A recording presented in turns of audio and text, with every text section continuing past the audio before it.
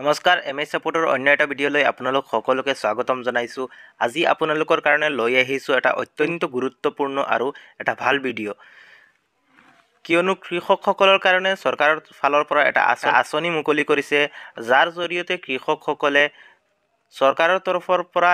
একোখনকৈ ফ্ৰী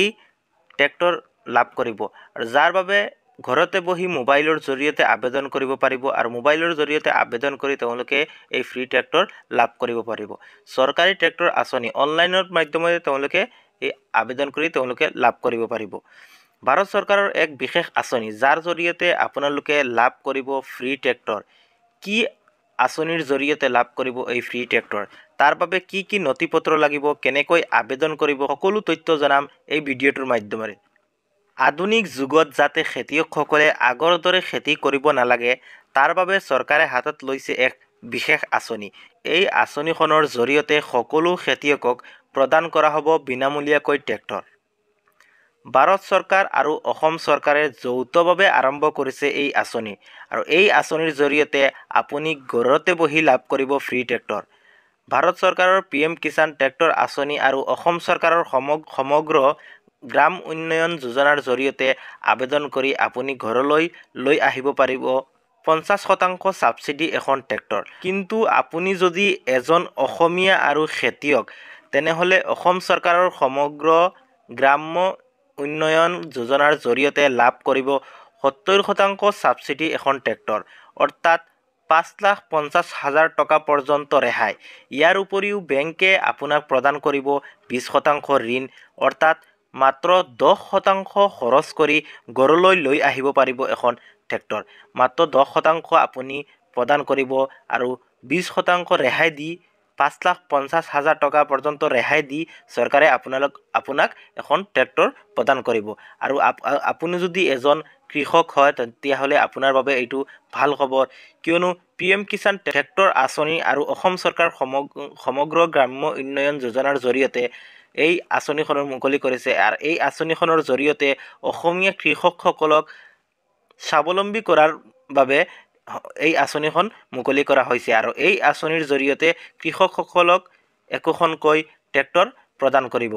আৰু এই ফ্ৰী ট্ৰেক্টৰৰ বাবে আপোনালোকে আবেদন কৰিবৰ কাৰণে এখন ফৰ্ম দিয়া হৈছে, আৰু এই ফৰ্মখন মই ভিডিঅ'ৰ ডেছক্ৰিপশ্যনত দি দিম। আৰু এই ফৰ্মখন ফিল আপ কৰি আপোনালোকে ক'ত জমা দিব লাগিব, লগতে কি কি ডকুমেণ্ট দিব লাগিব, কেনেকৈ এই ফৰ্মখন ফিল আপ কৰিব, সকলোখিনি তথ্য এই ভিডিঅ'টোৰ মাধ্যমেৰে জনাই দি আছোঁ। প্ৰথমতে আপোনালোকে দেখিবলৈ পাইছে এই ফৰ্মখন, application format for tractor unit under chief minister সমগ্ৰ গ্ৰামীণ উন্নয়ন যোজনা। প্ৰথমতে দিয়া হৈছে to the district agriculture officer and member and secretary DLC। প্ৰথমতে এইটো এগ্ৰিকালচাৰ অফিচত লিখিব ডিষ্ট্ৰিক্ট, আপোনাৰ যিটো ডিষ্ট্ৰিক্ট হয় সেই ডিষ্ট্ৰিক্টটোৰ নাম লিখিব। ইয়াত দ্বিতীয়তে দিয়া হৈছে দেয়াৰ ছাৰ উইথ ৰেফাৰেঞ্চ দি আপোনাৰ আবেদন কৰিবলৈ হ'লে এইটো এটা গোটৰ মেম্বাৰ হ'ব লাগিব। এই গোটৰ নামটো লিখিব, যোনটো গোটৰ হয় আপুনি, তো এই গোটৰ নামটো লিখিব। দ্বিতীয়তে দিয়া হৈছে ডিটেইলছ অফ গ্ৰুপ, মানে আপুনি যিটো গোটৰ হয় সেই গোটৰ প্ৰথমতে নেম অফ গ্ৰুপ, যিটো গোট হয় সেই গোটৰ নামটো লিখিব। আৰু দ্বিতীয়তে দিয়া হৈছে ৰেজিষ্টাৰ অথৰিটি, ইফ ৰেজিষ্টাৰ, যদি গোটটো ৰেজিষ্টাৰ হয় তেতিয়াহ'লে সেই ৰেজিষ্টাৰ নামটো লিখিব আৰু ৰেজিষ্টাৰ নম্বৰটো লিখিব। তাৰপিছত এই গোটত দিয়া কণ্টেক্ট নম্বৰ, গোটৰ ইমেইল ID, ভিলেজ, গাঁও, পোষ্ট অফিচ, পুলিচ ষ্টেচন আৰু টোটেল নাম্বাৰ অফ মেম্বাৰ, সেই গোটটোত কিমানজন মেম্বাৰ আছে সকলো লিখিব। দ্বিতীয়তে কোৱা হৈছে 2 নম্বৰত দিয়া হৈছে details of bank account of the group, সেই গ্ৰুপটোৰ বেংক একাউণ্টৰ ডিটেইলছ দিব লাগিব। Bank account number, name of bank branch, IFSC code, এই বেংক একাউণ্টৰ সকলো গোটত যিটো জইণ্ট একাউণ্ট আছে, কাৰেণ্ট একাউণ্ট যিটো কয়, সেই একাউণ্টৰ সকলো ডিটেইলছ ইয়াত ফিল আপ কৰিব লাগিব, যিটো গোটত দিয়া আছে যিটো বেংক একাউণ্ট, আৰু সেই বেংক একাউণ্টৰ ডিটেইলছটো ফিল আপ কৰিব। আৰু 3 নম্বৰত কোৱা হৈছে details of member of the group, সেইটো গোটত যিটো মেম্বাৰ আছে, যিকেইজন মেম্বাৰ আছে সেই মেম্বাৰসকলৰ সকলো details, name of member, father's name, category, voter ID, KCC যদি থাকে, KCC number, contact number, total land, সকলোখিনি ডিটেইলছ এই 3 নম্বৰ অপশ্যনত যেটো ডিটেইলছ অফ মেম্বাৰ সকলো ফিল আপ কৰিব লাগিব আৰু ইয়াৰ নেক্সট ষ্টেপত হৈছে 4 নম্বৰত কৈছে choice of brand model dealer পিছত যেটো কৈছে যিখন ট্ৰেক্টৰ আপোনালোকে আনিব সেই ট্ৰেক্টৰখনৰ ব্ৰ্যান্ড কোনটো ব্ৰ্যান্ডৰ কোনটো মডেলৰ কোনটো ডিলাৰৰ পৰা ল'ব সকলোখিনি ইয়াত আপুনি এই চয়েস কৰিব লাগিব choice brand choice model choice name সকলোখিনি ইয়াত 4 নম্বৰত আপোনালোকে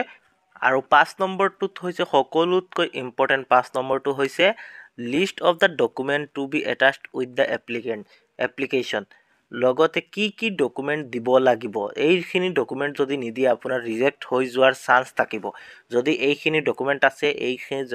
ডকুমেন্টৰ ফটোকপি মানে জেৰক্স কৰি আপোনালোকে ফৰ্মখনৰ লগত জমা দিব ইয়াত কি কোৱা হৈছে প্ৰথমতে কোৱা হৈছে photocopy of da voter ID card of all member of the group গোটত থকা সকলো মেম্বাৰৰ ভোটাৰ আইডি কাৰ্ড দিব লাগিব দ্বিতীয়তে কোৱা হৈছে photocopy of the group bank account passbook and bank statement এই যিখন গ্ৰুপৰ যেটো গুটৰ যেটো বেংক একাউন্ট আছে আৰু এই বেংক একাউন্টখন লগতে বেংক একাউন্টৰ স্টেটমেন্টও দিব লাগিব 3 নম্বৰত কোৱা হৈছে photocopy of KCC of member if any যদি থাকে কোনোবা কেচিচি অফ মেম্বাৰ যদি থাকে সেই ফটোকপি তাৰ হেইটোৰ জেৰক্স কপি দিব লাগিব ইয়াত ব্ৰেকেটত দিয়া হৈছে ইফ এনি যদি থাকে দিব 4 নম্বৰত কোৱা হৈছে পাৱাৰ অফ